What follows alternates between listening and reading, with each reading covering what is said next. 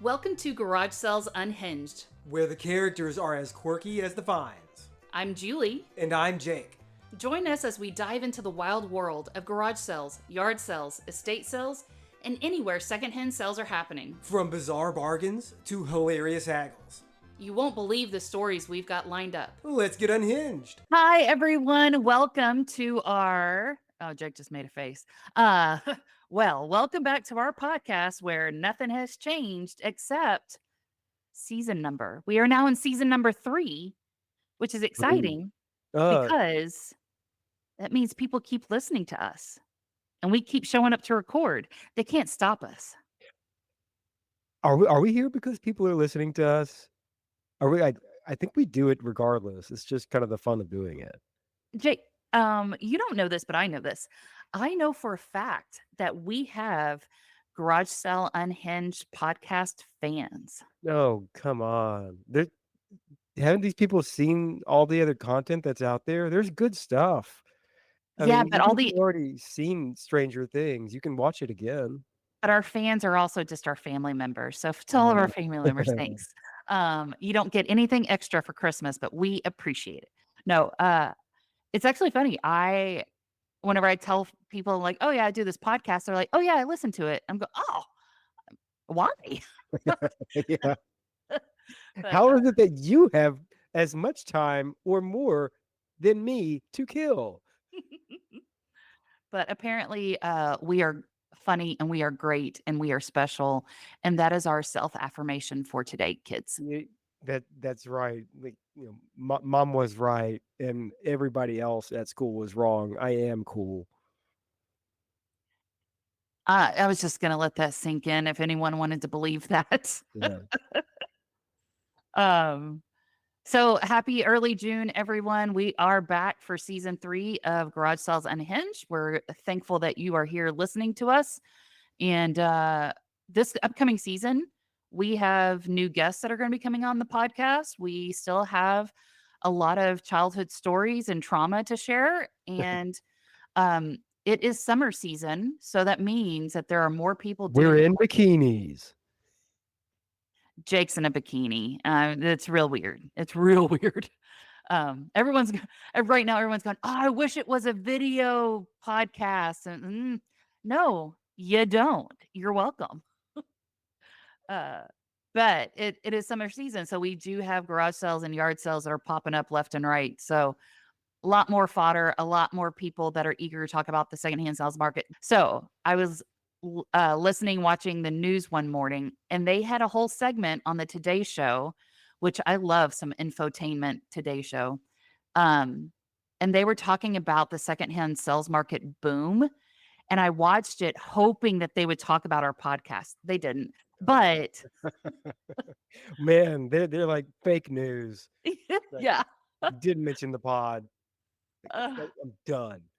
But they also these professional paid for journalists did all the hard research, which I refuse to do, talking about the secondhand sales market. And one of the stats that they shared, and it came from, I think, like a Boston University research, which if it comes from a university, it's legit. You and I both went to college. We didn't make up anything for our research papers or anything that we turned in. Absolutely not.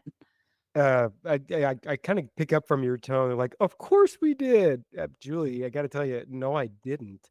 I honestly, it wasn't until maybe it was like my junior or senior year as an undergrad. I don't know what it's like now, but back then you had to like take a foreign language.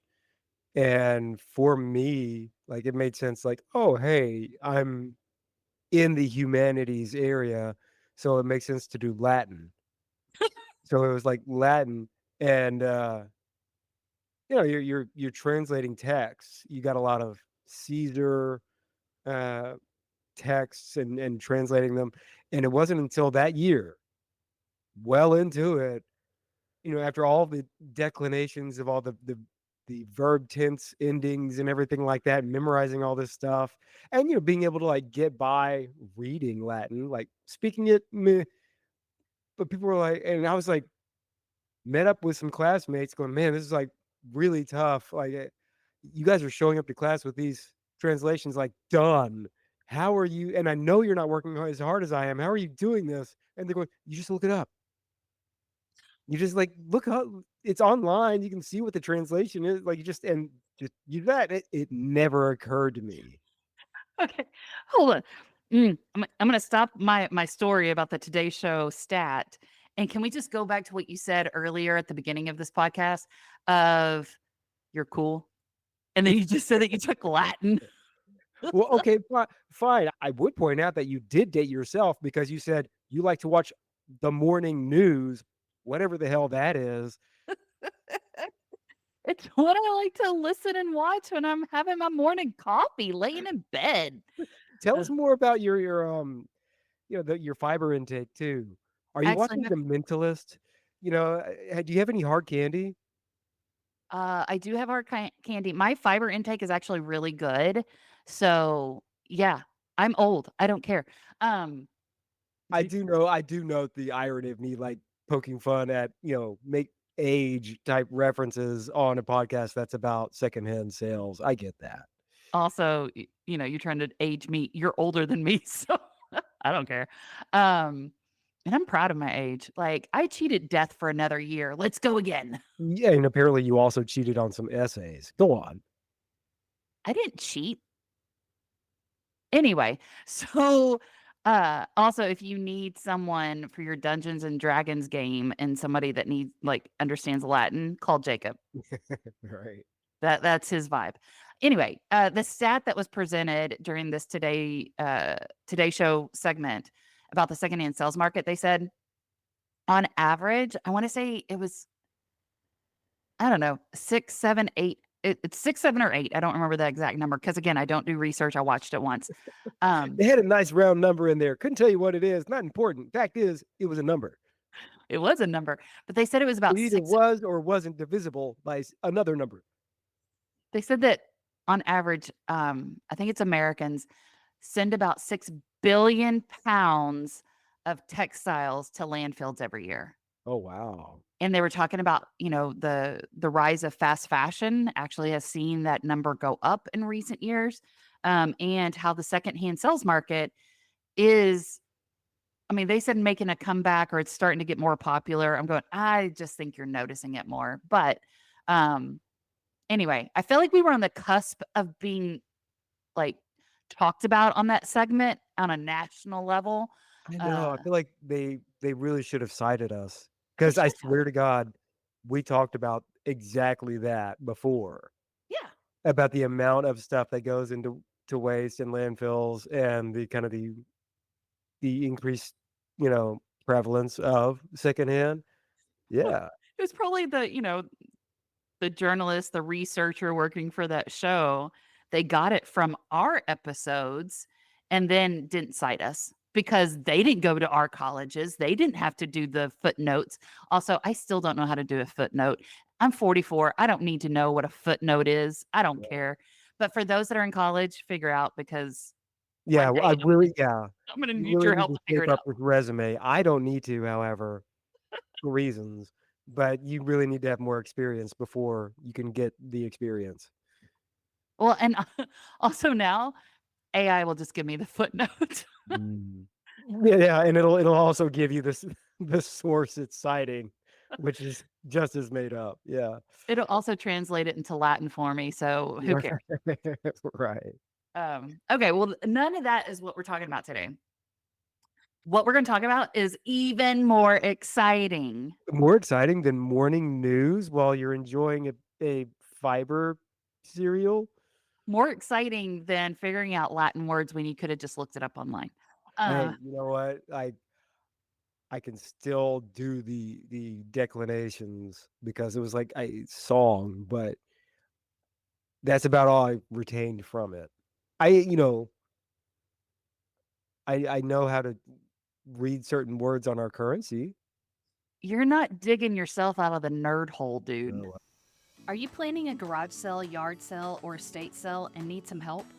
Look no further than Garage Sale Supply. They provide top-notch resources and expert advice to help you host the perfect sale. From pricing tips to promotional strategies, they've got you covered. Visit GarageSaleSupply.com and make your next sale a success. Oh. So okay, if we're not talking about those riveting things, what did you bring to us? Golf clubs. Sweet. I know, so exciting. No, so I was talking to my buddy Kevin about our awesome podcast, and he was like, "Okay, Julie, I have a question for you." He has an older set of golf clubs from the 70s, and he wants to sell them. He's like, "How do I sell them?" And and I was like, "Well, I mean, are they collector's items?" He's like, I don't think so." But he told me the brand of them, and I was like, and so here's my advice. Here's the advice I gave my buddy Kevin of golf clubs are a unique thing to sell because if you let's say that you live in Connecticut and you sell the golf clubs to someone in Colorado, you got to ship it. And so did you account for the cost of the shipping and all that stuff? Because like that's a big old thing that has to get sent in the mail and packaged and all that stuff. So a lot of times if you as an individual are going to sell golf clubs, you want to sell them locally. So you can a couple of options that I gave him. You can do Facebook Marketplace. You can, if you have a neighbor that's doing a yard sale or a garage sale, ask them if you can put your set of golf clubs in their sale. Give them commission off of it. Just hey, if you're running the sale, I'll give you a little piece of it, but I want to charge this amount, and if I can get that, I'll give you 10, 20%, whatever you want to give them. Um, and so yeah, those are kind of my two options because that means that someone's going to have to come locally to pick it up. It reduces the shipping thing. But then it also got me wondering of like, well, what if those options you don't feel comfortable doing or you don't have the option to do that? Okay. There's stores out there. So one that you and I are both familiar with is Play It Again Sports. Mm-hmm. Play It Again Sports, for those that are not familiar, is almost like a consignment store for sporting equipment. And if you have golf clubs, you could take it to them. They're going to give you an estimate of what they would pay you for them. And then you're essentially selling your golf clubs to this brick and mortar store. And then they keep it on their floor and then they sell it. Now, they also have to make money off of that. So if you are like, yeah, I want to get $80 for these golf clubs, and they're like, listen, we're only going to offer you 10 because they are going to sell it for 80 and they have to make a profit off of it. Yeah. You might be disheartened. The That'd other be thing is, great. Like I can only just and I know for me, I was so bad at golf anytime I'd like ever accidentally try it. You could go in there, it's like, but you gotta understand the emotional connection I have to these things. I've humiliated myself many times with these. It gotta be at least $80 to me. well, and so I'm not going to say I played golf. I'm going to say that I hit some golf balls recently. I was at a conference in Florida, and if people are familiar with like a Top Golf type place, the place I went to was called I think it was Drive Shaft or something like that. But you have a tiered system, and we were on the second tier of this building, and you're just hitting out into a drive area. But it's all the golf balls themselves have an RFID chip in them, and so the computer system at this place tracks your individual ball, and so you're playing video games. Yeah. This is how they get kids to work out, right? Like you're playing video games, but then you're also doing some exercise Yeah. with it. Yeah. Um, for those of us that don't play golf often, whenever you hit several balls in a row and you're drinking and you're having fun and you're hanging out with people, the next day, things that you didn't know had muscles hurt. Yeah. You're like, wait, why does my waist hurt? Like that shouldn't be a thing. Um, The only thing I strained yesterday was my pride. Man, did I ever. And also I'm like, I bet I could just pick it up and throw it farther than I'm hitting it. That was not the case. Can I just say, like, it seems like a missed opportunity. Some golf place in Florida. You said it's called what? I think it's called Drive Shaft. Okay. Well, it seems like a missed opportunity. I mean, for all the other, I get the play on words with I guess the shaft of the club and everything like that. But if you're in Florida, make use of that. Swampy balls or something like that. That name was already taken. That Oh, place was across the street. yeah. They own they no cameras allowed and single bills only. So Yeah. but I was playing one of the games against one of my buddies, and he doesn't play golf that often. I don't play golf that often. And so like we were both humbling ourselves, Hmm. but I beat him in that game. Okay. And so like I finally got like one good hit and he was like, "Oh wow." And that's like what caused me to win the game.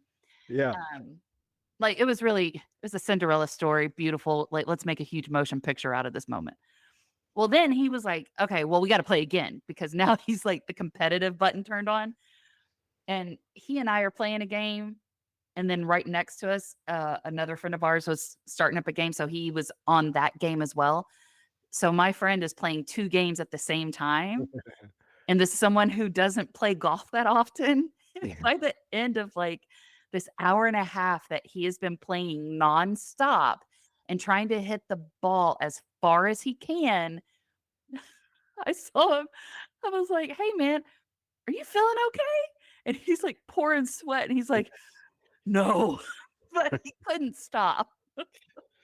Good thing I took a moment to relax playing golf. Well, and also like we were getting acclimated to the place, and during our first game, I looked at him and I was like, "Hey, did you want to hit with the man's club?" And he kind of looked at me. He'd been using the women's club, and so I was like, he was like, "Oh, yeah." I couldn't tell a difference between the 2 clubs, so I was like, yeah, whatever. But it was fun. It was a good time. All that was a whole side path of selling golf clubs. We did not take any of the golf clubs that you use at these facilities and tried to sell them. I just want to make that clear to our Yeah. Stop listeners. looking for us. Um, however, I was thinking about this of going, if you don't have the Facebook marketplace, you don't want to do, if you don't have a friend or a neighbor that's doing a garage sale, a yard sale, if you don't have a Play It Again Sports in your town, what are some other options for someone to get rid of golf clubs? So I did do a little bit of research, Jake, not a lot, don't get excited. Um, but one of the things I actually came across 2 websites. There's probably more out there. If you wanted to sell golf, So famously, I think there are more than 2 websites out there. I just wanted to point out I can edit your the stuff results out. aren't in entirely. Our best people are looking into it. We think there may be a 3rd and 4th website. I can edit out all your comments before it goes to air. You probably should. Okay. I do edit out all the embarrassing stories you tell about me. You edited out a story I told about stealing our brother's pants one time, and did? I'll have to bring it up at some point. Oh, Yeah. no, I still I have the cleansed my recording. soul, Julie. I cleansed my soul and dirtied the pants. I need to get this out there. So you and I saw our older brother yesterday, and I was telling him, we were talking about the podcast. He's like, "Yeah, no, I'm not doing your podcast." I was like, "Oh, bro, I didn't ask you to be on the podcast." I said, "Besides, Jacob and I blame you for a lot of things. I don't need you to come Absolutely. on there and like, that's not how it happened." Like, no, you No, were the villain in our origin story. absolutely.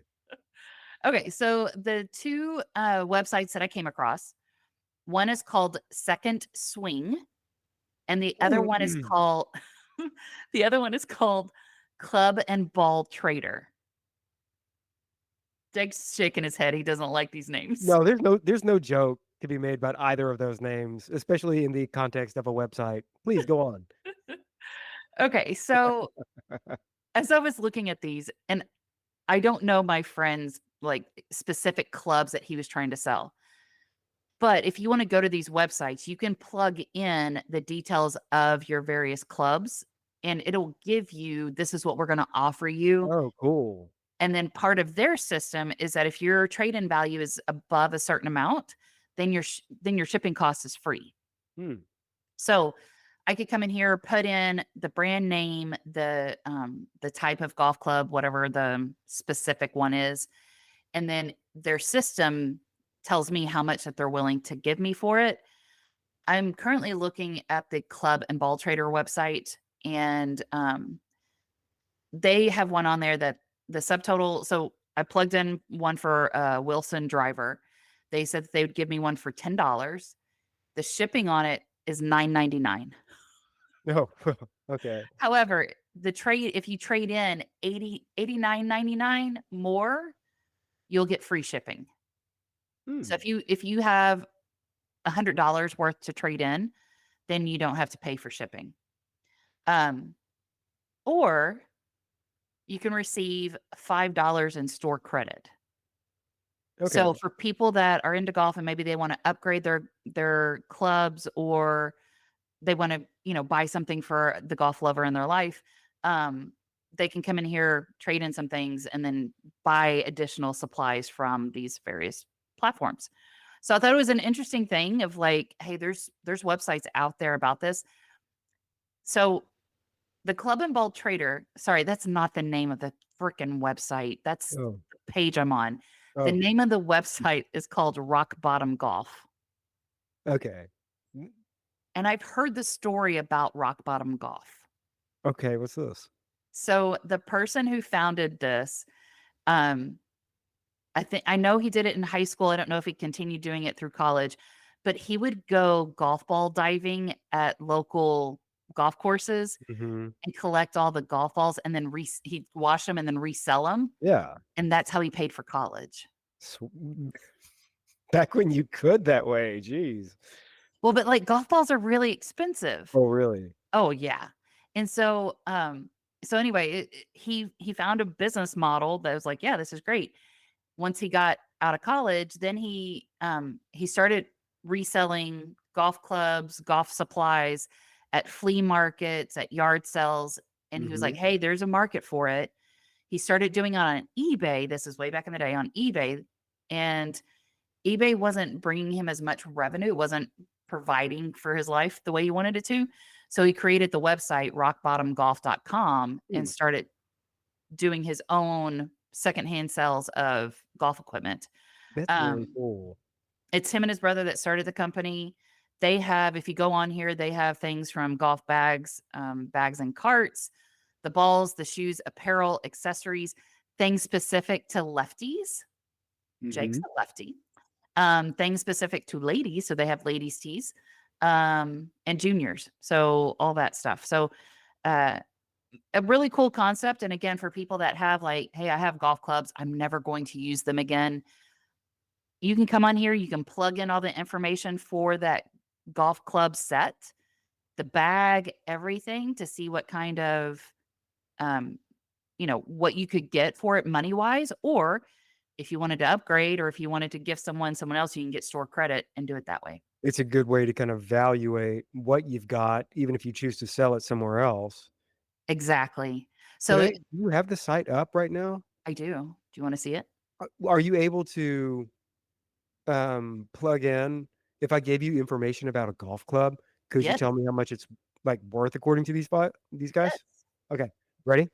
This is a Prestwick Wait, golf. is it a driver? Is it an It is. iron? It is a driver. Yes, Okay, let me get there. Hold, please. live. This is live, like breaking news. On not even on a Saturday morning, like real quick while Julie's looking it up. Go grab a bowl of fiber cereal and run back. Don't even put milk on it. There's no time. You'll have to just choke down dry fiber cereal. It's worth it. Julie, I've been vamping and trying to buy you time. You're bad at internet. No wonder you think there might be two websites. I'm just gonna say this once. Shut up. Okay, so you said it was a Prestwick? Prestwick, yes. PX7. Okay, I don't see Prestwick as a brand I name. don't know that it is. Well, that doesn't help me. Well, that's what it says on the head of it. I don't know. I wasn't sure if you could look this up because a while back I sold my set of golf clubs on Facebook Marketplace, and I looked up the listing I had. Um, and I'm just gonna show it. I'm gonna show it to Julie on the webcam here. Uh, Nice. so I went for the Ernest Hemingway baby shoes listing title, the shortest possible.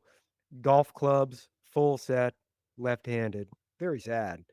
And as you can see, I sold this set of golf clubs for $50. I probably could have gotten a lot more if I knew about this resource.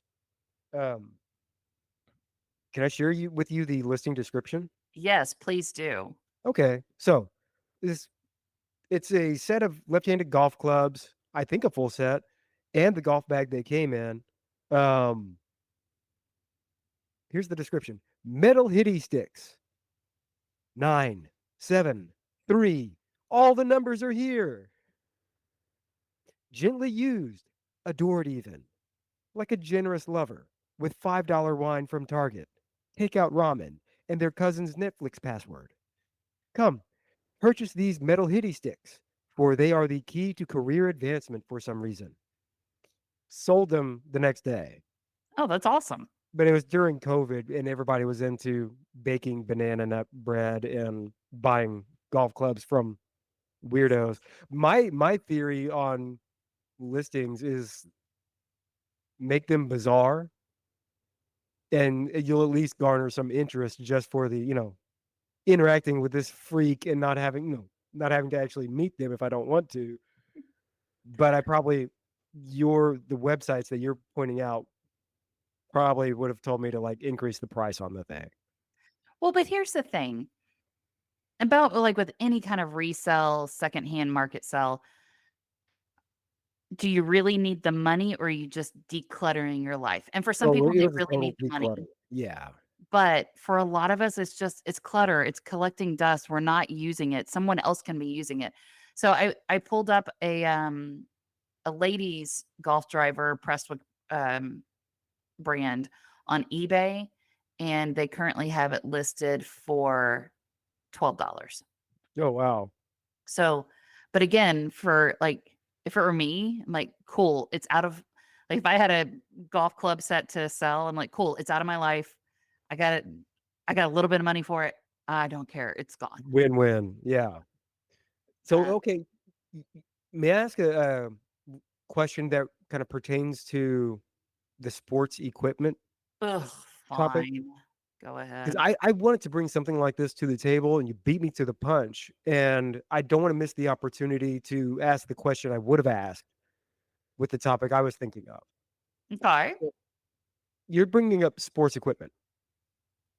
Do you have a sports memory that comes to mind, like a moment of glory or a moment of infamy? Do you have it doesn't have Yes. to involve secondhand stuff, but Yes. some stuff already do I need to buy you more time or do you already have it? No, it's so embarrassing. Perfect. Let's have it. Okay. So in college, I received a scholarship from the Texas Baseball Writers Association. What? Yeah, I know. I'm super Why? smart, Jacob. And I don't know how to do footnotes. So I I was the sports editor for Baylor's college newspaper my senior year. And I was always trying to look for scholarship money because I was paying my way through Baylor. And for those that have been living under a rock for 600 years, Baylor is expensive. So So yeah, I either writing for the school paper or dancing, that's really it. I can't dance. So there we go. There we go. Um, so I Curiously, you get compensated the same manner. It's still single dollar bills in your G string. Either way. oh boy, college, great. So anyway, I got this scholarship from I applied for it, I was awarded it, and they said, "Hey, come to Dallas, Arlington," because they were going to present me the scholarship at the Texas Rangers annual like dinner, Oh, awards that's dinner. amazing. Okay. Yeah. I was like, of course I'm gonna go and get this check. Yeah. And I'm there. I brought one of my college roommates with me. We're there for this dinner, and all of the Texas Ranger baseball players are there. So like I am in hog heaven. And almost it was the year that Alex Rodriguez had gotten MVP, and he's a dick. So anyway, um, Yeah, that's famously established. Yeah, the yeah. guy yeah. Yeah, I don't think that's breaking news. It was just, Yeah. that's his byline. Um, so I asked the person from with the the event, the coordinator, all that stuff. I said, "Hey, do I need to get up and say thank you or something?" He's like, "Well, it's not in the program, but you're welcome to get up if you want a few minutes to say something." And I Oh said, no. "Sure, I would love to do that." Oh no. So I had nothing written, but I had Oh a really no. good thing to say. And it wasn't like it had the whole baseball team there. It had front staff, it had back of house, it had um like season ticket members. Like there was a lot of people here, right? And I get up on stage and all the players are sitting behind me. Like it almost looks like a roast of Julie, right? And Right. all these players are sitting behind me and they present me with my check. And I'm anyway. And I remember I said, thank you to the Texas Baseball Writers Association for the scholarship. It means a lot. And it's amazing that someone who struck out in T-ball can win a scholarship for writing about sports. Crickets. And I just like, thank you. And then like walked off the stage. Awesome. I have a lot of sports memories, but like that one is so cringe. You bombed at the Texas Baseball Writers Association gala. Sure did. Great. Did And you even the like and in front of Pudge? You were a Pudge pusher. You loved Pudge. Well, and I went to his Hall of Fame induction luncheon ceremony, and I was sitting probably 20 feet from him. And I'm like, he should have security from people like me. Like, this is not safe for him. That's right. And I think he was like, his mom was sitting next to him. I was like, of course I'm going to bowl her over to get to him. Like, yeah. People Fantastic. don't know, like, I'm such a Pudge Rodriguez fan, and he was not there for this event. And if he was, Pudge, call me. I'll apologize to you. I've But been yeah, working on my material. I've been in same room with him a couple times. He is, and I've met. This isn't tried to brag, but just to kind of set into tone how much I'm a Pudge fan. I've met a lot of celebrities in my life, like a lot of them. I don't care. Like I bumped into Sir Patrick Stewart in Florence while we're looking at the Statue of David. I have bumped into elbows with Tony Parker of San Antonio Spurs getting on a plane. I'm not starstruck by any of them. Pudge Rodriguez, my brain shuts off and my mouth drops open and I can't do anything. Like it's kind of okay he doesn't have security when I'm around because I just kind of like stop. Yeah, you turn like docile completely. Yes. And So if people aren't familiar, Pudge Rodriguez was the catcher for the Rangers for years and years, and Julie's always had a thing for him. It's too always. bad. Too bad he didn't like your set. Oh, he did. No, it was funny. One time I was at the ballpark, the old ballpark, and we were going to watch a game, and he walked past me heading up to the booth to do the commentary, and like he walked past me, and there was no security around him, and I was like, oh, what, what, and like my friends had already walked off. They were like 2 sections down, and I couldn't move, and I was like, Pudge is here. I can't do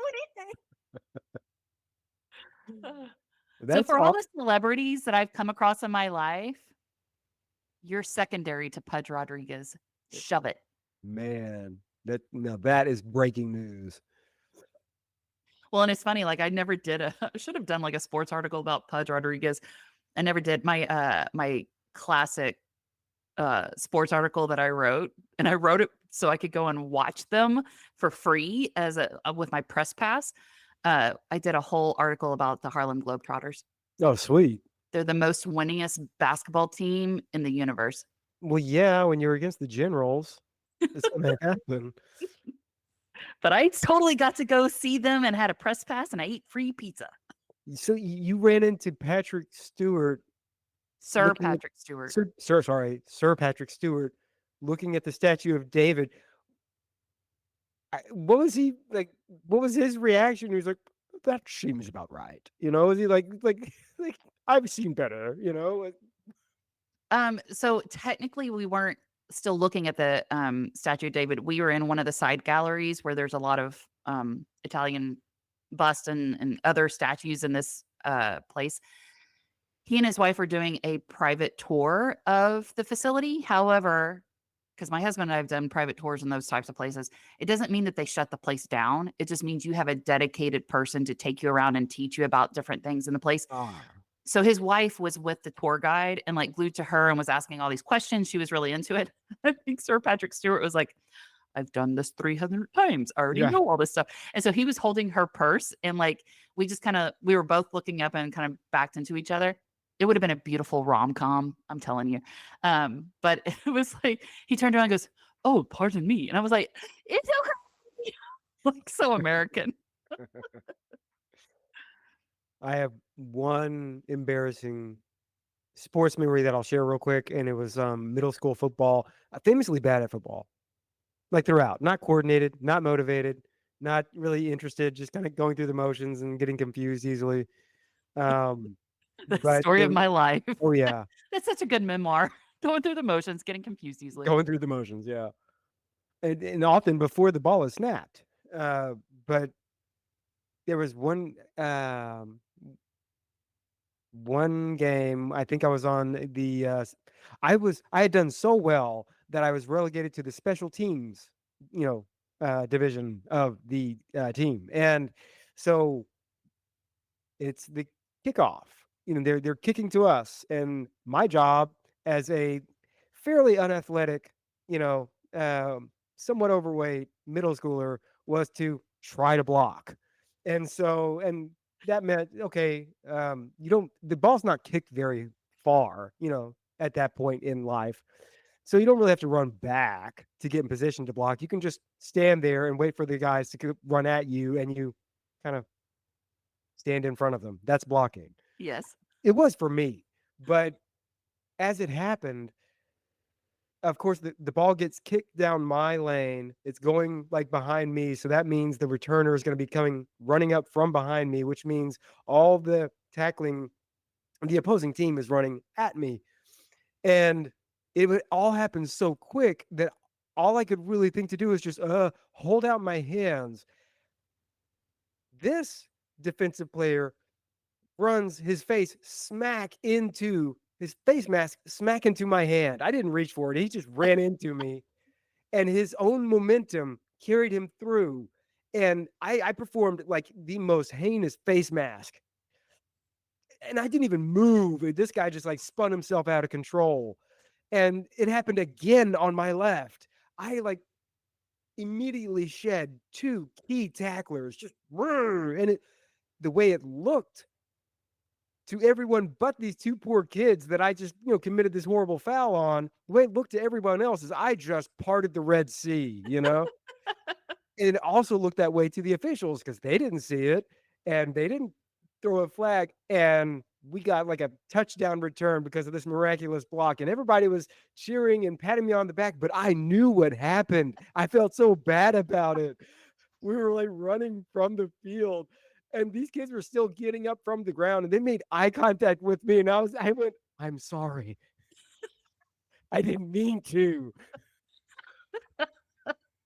I can't go back now. If I say something, everyone's going to be so disappointed." That was my football highlight reel. That's it. Our family's not really good about lying. I try. I've tried to lie. I'm not really good at it. Oh, that's awesome. Okay, so point taken. Next time I've got metal hitty sticks to sell, I should make use of one of these resources. Yeah, whether you decide to sell it through one of those platforms or at least do the research of what they're going for in the marketplace. Again, if one of these platforms is selling it for, $20, I would probably bring your price down because again, if you also sell yours for $20, someone's probably going to go, "Hey, this guy's not legit. He's not a business. This other thing is a business.